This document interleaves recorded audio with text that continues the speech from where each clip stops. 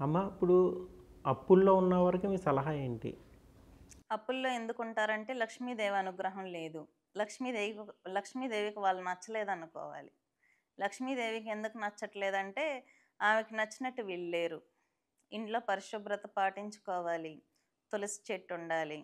అమ్మవారు శుభ్రతలోను, తులసిలోను, ఇంట్లో పొద్దున, సాయంత్రం వెలిగే దీపంలోను, ఇంట్లో భార్యలో గృహలక్ష్మిగా ఉంటుంది.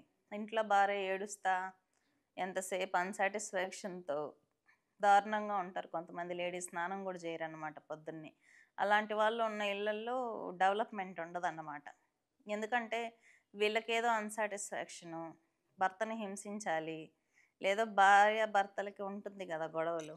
అలా ఉన్నప్పుడు భార్య ఇంట్లో ఏడుస్తూ, బాధపడుతూ ఉంటే, ఆ ఇంట్లో లక్ష్మీదేవి రాదు. ఎంత ట్రై జేసినా, ఎంత బిజినెస్‌లు జేసే హస్బెండ్ ఉన్నా గూడా అలాంటి వైఫ్ ఉన్నప్పుడు మొత్తం కొలాప్స్ అవుతుందన్నమాట.